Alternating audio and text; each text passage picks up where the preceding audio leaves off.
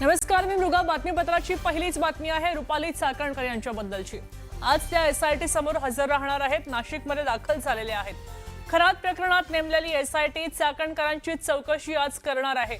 तर चाकणकरांसोबत महिला वकील सुद्धा उपस्थित आहेत. खरात सोबत असलेले संबंध आणि झालेल्या आरोपांच्या पार्श्वभूमीवर सगळ्यांचं चौकशीकडे लक्ष लागलंय. चौकशीसाठी हजर राहण्याची 3 दिवसांपूर्वी चाकणकर यांना एसआयटीनं नोटीस बजावली होती आणि त्यानंतर आज अखेर त्या नाशिकमध्ये एसआयटी समोर चौकशीसाठी हजर राहिलेले आहेत.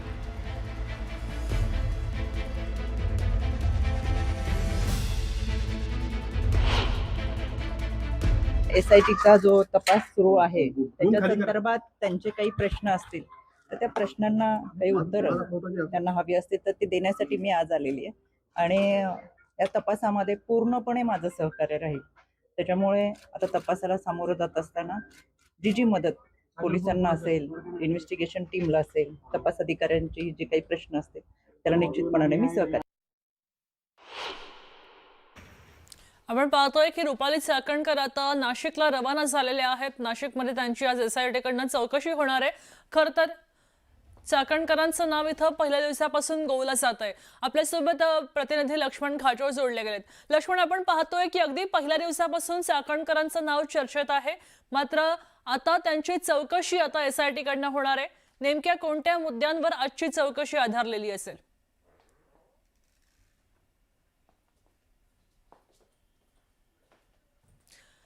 ठीक आहे, आपण काही कारणास्तव त्यांच्यापर्यंत पोहोचू शकत नाही. मात्र आपण पाहतोय की आज रुपाली चाकणकर नाशिकमध्ये पोहोचलेल्या आहेत.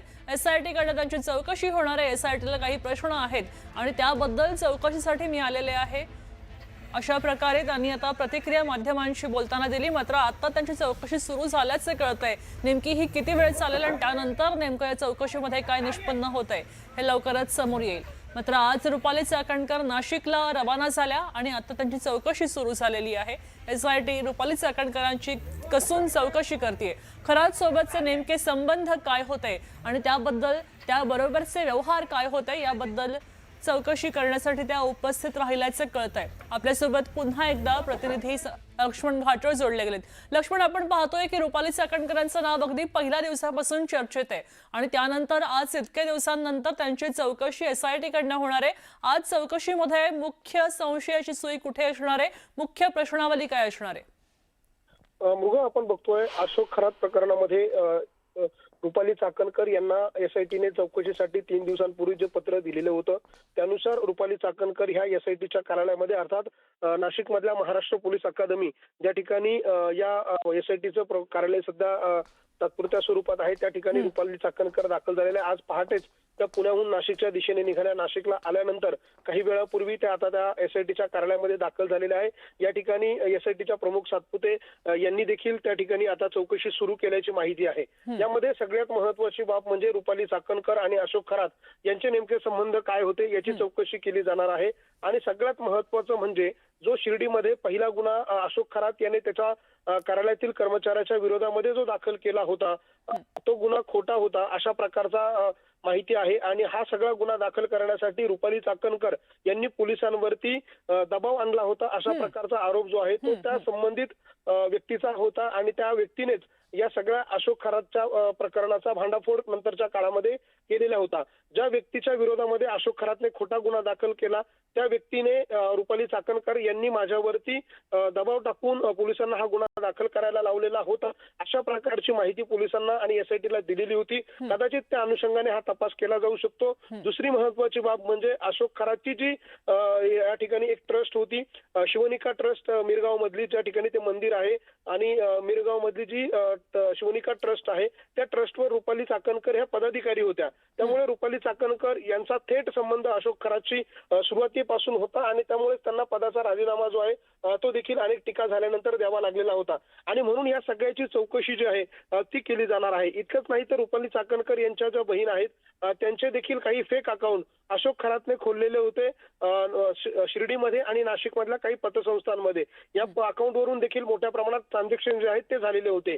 याचबरोबर काही जमीन खरेदी करत असताना, काही प्लॉट खरेदी करत असताना देखील त्यांचे आर्थिक व्यवहार झालेले आहे का याचा तपास आज एसआयटीच्या मार्फत केला जाऊ शकतो. त्याचबरोबर अशोक खरातच्या विरोधामध्ये ज्यावेळेला पहिला गुन्हा दाखल करण्याची वेळ आली तेव्हा कोणी दबाव आणलेला होता याचा तपास केला जाणार आहे. आणि त्यामुळे या पीडिता ज्या आहेत पीडितांची देखील हीच तक्रार होती की जेव्हा जेव्हा आम्ही तक्रार करण्यासाठी पुढे यायचो त्या वेळेला आमच्यावरती दबाव टाकला जायचा. मग हा दबाव कोण टाकत होतं तर तो रुपाली चाकणकरांच्या माध्यमातून अशोक खरात टाकत होता का अशा प्रकारचा जो प्रश्न आहे त्या प्रश्नाची उत्तरं जी आहेत ती आजच्या चौकशीमध्ये मिळतील अशा प्रकारची माहिती आहे. इतकंच नाही तर अशोक खरातची आणखी काही प्रॉपर्टी किंवा आणखी काही त्याचा प्रकार आहेत का याची माहिती कदाचित रुपाली चाकणकरांकडून घेतली जाऊ शकते. आणि त्यासाठी आजची रुपाली चाकणकरांची चौकशी अत्यंत महत्वाची आहे. आणि यासाठी आता काही वेळापूर्वी रुपाली चाकणकर या नाशिकच्या एसआयटीच्या कार्यालयात दाखल झालेल्या आहे. एसआयटीच्या प्रमुख सातपुते मॅडम या देखील त्या ठिकाणी पोहोचलेल्या आहे आणि हे सगळेच आता त्या ठिकाणी चौकशी करतील. कदाचित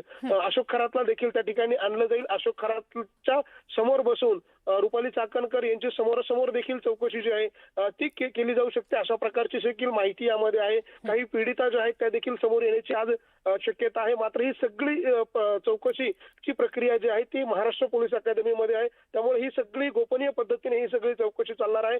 याची कुठलीही माहिती जी आहे ती बाहेर येईल अशा प्रकारची येणार नाही अशा प्रकारची तजवीज एसआयटीने केली आहे. कारण यामध्ये ज्या पीडिता आहेत त्या महिला आहेत त्यांची ओळख आयडेंटिटी समोर येऊ नये म्हणून काळजी जी आहे ती एसआयटी कडनं घेतली जाते. मात्र रुपाली चाकणकर यांच्या चौकशीमध्ये नेमकं काय समोर येतं त्यांची किती वेळ चौकशी चालते आणि चौकशी झाल्यानंतर त्यांना पुढे त्यांच्यावर काय कारवाई केली जाते की त्यांना सोडून दिलं जातं हे देखील बघणं महत्वाचं असणार आहे. मृगा लक्ष्मण आपण पाहतोय की रुपाली चाकणकर आज नाशिकमध्ये उपस्थित झाला. त्यांच्यासोबत आणखी कोणी त्यांच्या समवेत होतं का आणि त्याचबरोबर नाशिकमध्ये उपस्थित झाल्यावर चौकशीपूर्वी त्यांनी माध्यमांशी काही संवाद साधलाय का त्यांची काही प्रतिक्रिया दिली आहे का?